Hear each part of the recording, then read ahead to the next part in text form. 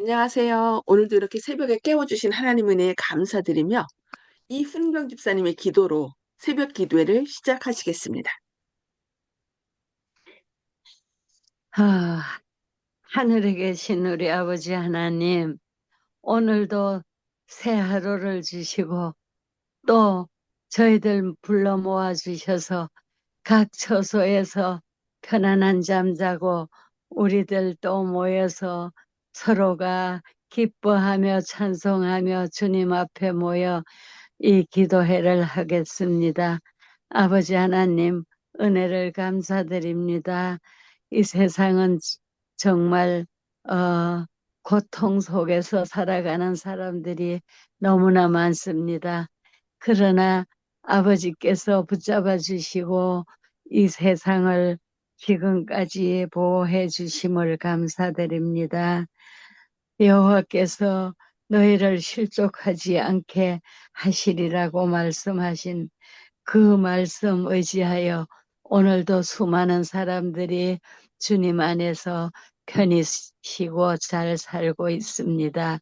아버지 하나님, 더더욱이 창동교회에 축복하셔서 우리 이정아 목사님을 통하여 정말 이렇게 새벽에 우리 모여서 마음껏 기뻐하며 만나서 어, 서로가 사랑할 수 있는 그런 시간 허락하여 주셔서 감사합니다.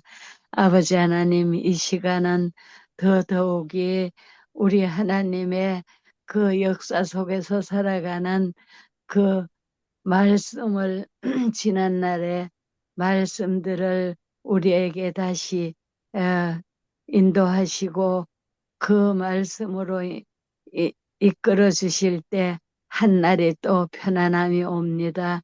우리는 말씀에 순종하여 사는 그런 우리 성도들이 다 되게 하여 주시옵소서. 우리 목사님 피곤치 않게 하여 주시고 이 시간 기쁘고 행복한 시간 되게 주시기를 예수님 이름으로 감사하며 기도드립니다. 아멘. 아멘. 네, 감사합니다. 네, 오늘은 살아남는 이들 제10장 세 번째 시간 약속의 아들에 관하여 말씀을 살펴보도록 하겠습니다. 이삭의 출생 후 아브라함과 사라의 말할 수 없는 기쁨은 오히려 하갈의 대단한 질투심을 일으키고 말았습니다. 이스마엘은 자기 어머니로부터 자기는 아브라함의 아들로서 하나님의 특별한 축복을 받을 것이며 그에게 약속된 모든 유업을 얻을 것이라고 들었습니다. 이스마엘도 그의 어머니와 똑같은 감정을 품었으며 이삭의 출생을 기뻐하는 것에 대해 화가 났습니다. 이스마엘은 자기가 이삭보다도 더 우월하다고 생각하고 그를 멸시하였습니다. 사라는 자기 아들 이삭에 대한 이스마엘의 행동을 보고 마음에 큰 충격을 받았습니다. 그는 아브라함에게 자기와 아들 이삭에 대한 이스마엘의 무례한 행동을 알렸습니다. 이 여종과 그 아들을 내어 쫓으라. 종의 아들은 내 아들 이삭과 함께 기업을 얻지 못하리라고 하였습니다. 아브라함은 깊은 고민에 빠졌습니다. 이스마엘 역시 그의 사랑을 받는 아들이었습니다. 어찌 그를 쫓아낼 수 있단 말입니까? 그는 고민 가운데 어떻게 해야 할지 도무지 알 수 없어서 하나님께 기도하였습니다. 여호와께서 그의 천사를 통하여 아브라함에게 그의 아내 사라의 말대로 하라고 말씀하셨습니다. 즉 그의 아들이나 하갈에 대한 애정 때문에 사라의 탄원을 무시하지 말라는 것이었습니다. 이렇게 하는 것이 그의 가족에게 행복과 조화를 회복시키는 유일한 방법이었습니다. 아브라함은 천사에게서 위로의 약속을 받았습니다. 곧 이스마엘이 그 부친의 집에서 떠나 있게 되더라도 죽지 않을 것이며 또 하나님께서 버리지도 않으실 것이었습니다. 그도 아브라함의 아들로서 보호를 받을 것이었습니다. 하나님께서는 또한 이스마엘을 통하여 큰 민족을 이루겠다고 약속하셨습니다. 아브라함은 고상하고 인자한 성품을 가진 사람으로서 이 성품이 소돔 백성을 위한 그의 탄원 가운데 잘 나타나 있습니다. 아브라함의 굳센 정신도 고민에 흔들렸습니다. 그가 하갈과 그의 아들 이스마엘을 낯선 고장에 나그네로서 방랑의 길로 내보낼 때 그는 근심으로 속이 탔고 아버지의 심정으로서 견딜 수 없었습니다. 만일 하나님께서 일부 다처제를 인정하셨다면 아브라함에게 하갈과 그의 아들을 내보내라고 명령하지 않으셨을 것입니다. 혼인 관계의 권리와 행복은 희생이 요구될지라도 존중하고 보호하여야 한다는 교훈을 주시려고 했던 것입니다. 사라는 아브라함의 첫째요. 또한 유일한 정실이었습니다. 사라는 가정에서 그 누구도 가질 수 없는 권리, 즉 아내와 어머니로서의 권리를 가지고 있었습니다. 사라는 자기의 남편은 존경하고 주라고 불렀으나 남편의 애정이 하갈에게 나누어지지는 않을까요? 질투하였던 것입니다. 하나님께서는 사라의 태도를 나무라지 않으셨습니다. 아브라함은 하갈을 자기 아내로 삼아 그를 통하여 하나님의 약속이 성취되리라고 생각하여 하나님의 능력을 불신한 데 대해 천사로부터 책망을 받았습니다. 믿음에 대한 최고의 시험. 하나님께서는 가장 혹독한 시험으로서 아브라함의 믿음을 다시 시험하셨습니다. 만일 그가 첫 시험에 견디고 사라를 통해 성취될 약속을 참고 기다리며 하갈을 자기의 아내로 삼지 않았더라면 그는 사람에게 일찍이 유례가 없는 그런 견디기 힘든 시험을 당하지 않았을 것입니다. 여호와께서는 아브라함에게 내 아들, 내 사랑하는 독자 이삭을 데리고 모리아 땅으로 가서 내가 내게 지시하는 한 산, 거기서 그를 번제로 드리라고 명령하셨습니다. 아브라함은 하나님을 불신하거나 주저하지 않고 새벽 일찍이 두 종과 그의 아들 이삭 그리고 번제에 사용할 나무를 가지고 하나님께서 지시하시는 곳으로 갔습니다. 그는 사라가 이삭에 대한 애정 때문에 사라가 하나님을 불신하고 그의 아들을 내주지 않을 것을 알았기 때문에 사라에게는 여행의 진정한 목적을 알리지 않았습니다. 아브라함은 부정에 지배당하여 하나님을 거역하게 되도록 허용하지 않았습니다. 하나님의 명령은 아브라함의 마음을 뒤흔들어 놓으려고 의도된 것이었습니다. 내 아들을 데리고 가라. 그리고 그의 마음을 더욱 깊이 찌르는 듯이 여호와께서는 내 사랑하는 독자, 즉 약속의 외아들을 번제로 드리라고 말씀하셨습니다. 그가 아들과 함께 여행한 사흘은 만일 의심하려 했다면 하나님을 의심하기에 충분한 시간이었습니다. 그러나 아브라함은 하나님을 불신하지 않았습니다. 왜냐하면 약속이 이스마엘을 통해서가 아니라 이삭을 통하여 성취되리라고 하나님께 명백히 말씀하셨기 때문입니다. 아브라함은 이삭을 약속의 아들로 믿었습니다. 그리고 또한 하나님께서 그에게 아들을 번제로 드리라고 명령하신 것도 진정으로 하신 말씀으로 믿었습니다. 그가 하나님의 약속의 말씀을 들었을 때 그는 주저하지 않고 당신의 섭리로 나이 많은 사라에게 아들을 주셨고 이제는 아들의 생명을 드리라 요구하시는 하나님께서 그 아들에게 다시 생명을 주실 수 있으며 이삭을 죽은 자들 가운데서 살아나오게 하실 수 있으리라고 믿었습니다. 아브라함은 종들을 도중에 남겨두고 아들만을 데리고 좀 더 가서 하나님께 경배하겠다고 말했습니다. 그는 종들이 계속 따라오는 것을 허락하지 않았습니다. 그 이유는 이삭에 대한 그들의 사랑 때문에 하나님께서 그에게 분부하신 명령을 실행하는 일을 하지는 않을까 염려했기 때문입니다. 아브라함은 그의 종에게서 나무를 받아 자기 아들의 어깨에 지우고 또한 불과 칼을 갖다 들었습니다. 아브라함은 하나님께서 주신 그 두려운 사명을 집행할 준비를 다 하였습니다. 아버지와 아들은 함께 걸었습니다. 이삭이 그 아비 아브라함에게 말하여 가로되 내 아버지여 하니 그가 가로되 내 아들아 내가 여기 있노라. 이삭이 가로되 불과 나무는 있거니와 번제할 어린 양은 어디 있나이까? 아브라함이 가로되 아들아 번제할 어린 양은 하나님이 자기를 위하여 친히 준비하시리라. 창세기 22장 7절로 8절 말씀입니다. 두 사람이 함께 나아갔습니다. 엄격하면서도 애정이 많은 고뇌하는 아버지는 아들의 곁에서 굳건히 걷고 있었습니다. 하나님께서 지정하신 곳에 이르자 그는 거기에 제단을 쌓고 나무를 가지런히 놓아 제사할 준비를 마친 후 이삭을 번제물로 바치라는 하나님의 명령을 이삭에게 알려주었습니다. 아브라함은 이삭에게 하나님이 수차에 걸쳐 그에게 주신 약속, 곧 이삭을 통하여 큰 나라를 이루실 것과 그를 죽임으로써 하나님의 명령을 실행하는 가운데서 하나님께서는 약속하신 것을 능히 성취하실 것이다. 이는 하나님께서는 그를 죽음에서라도 능히 살려내실 수 있기 때문이라고 거듭 말해 주었습니다.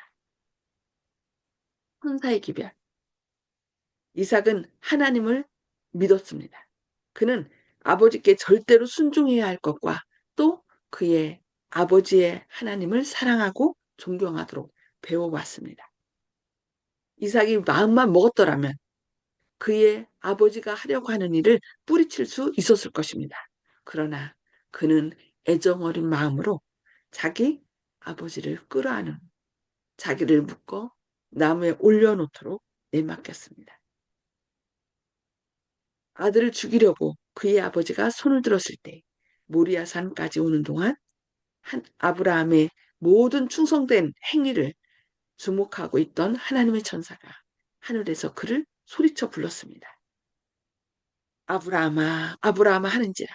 아브라함이 가로되 내가 여기 있나이다 하며 사자가 가라사대 그 아이에게 내 손을 대지 말라. 아무 일도 그에게 하지 말라.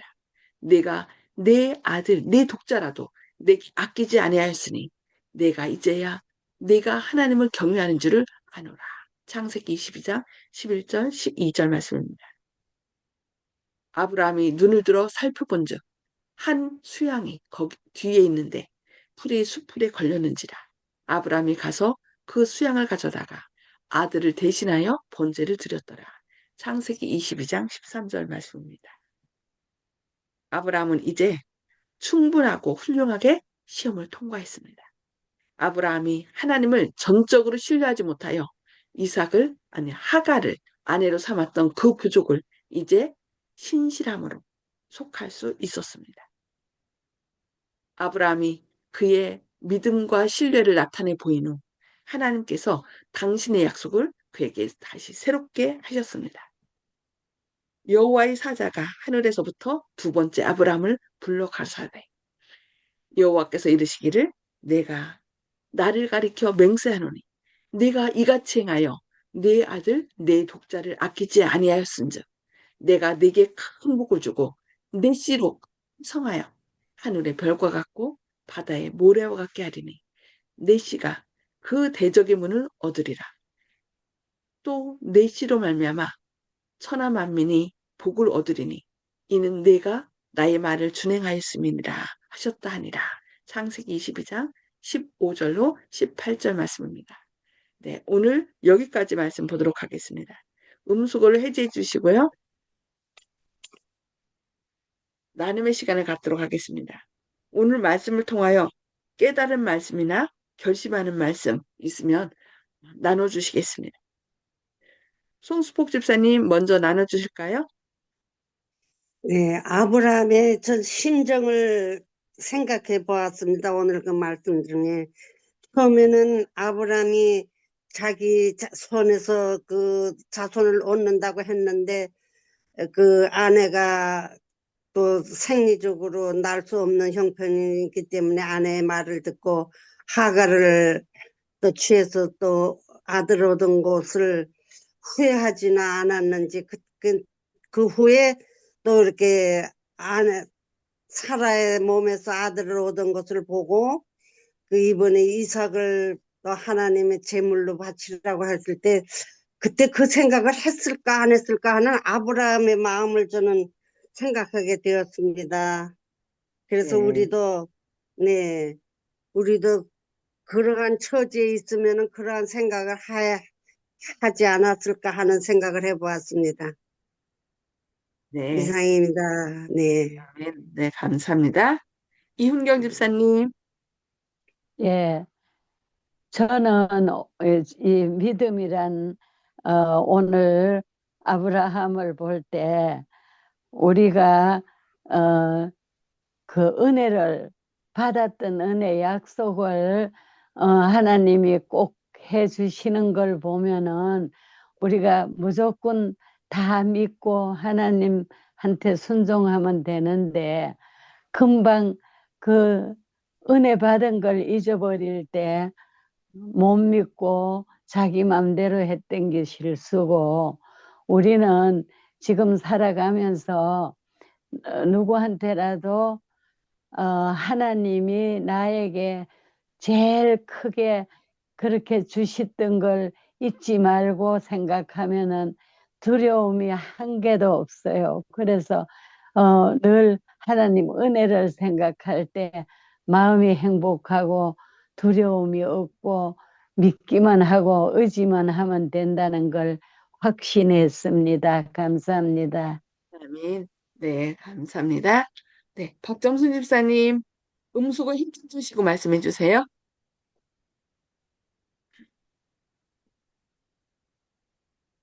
저는 뭐라고 말씀을 드려야 될지 모르겠네. 어, 알겠습니다.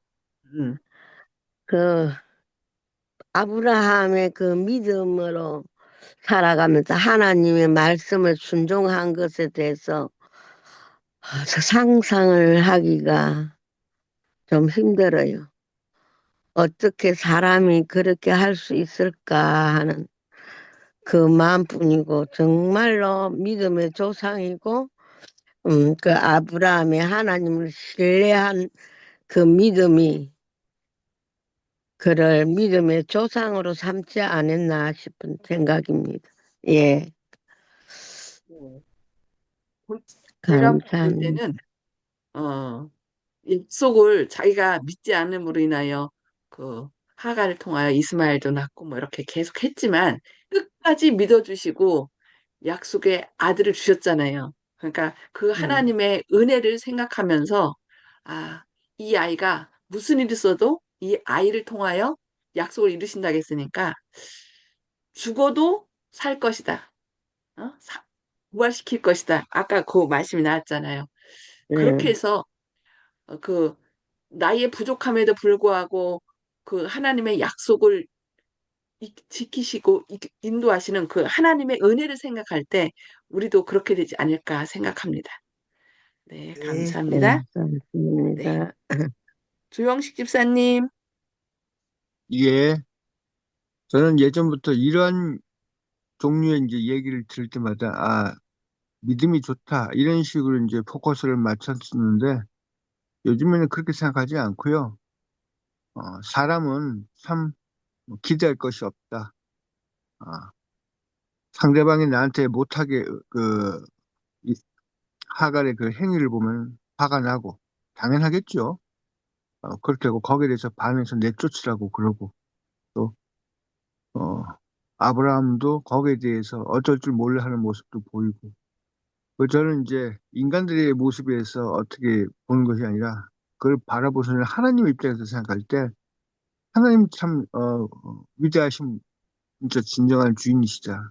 그래서 역시 예전에 제 어머니가 저희들한테 얘기할 때 엄마가 그래서 부모가 그래서 자식보다 역시 틀리다, 낮다, 높다 이런 얘기를 하셨는데 주님이 그래서 하늘이고 높으신 분이다.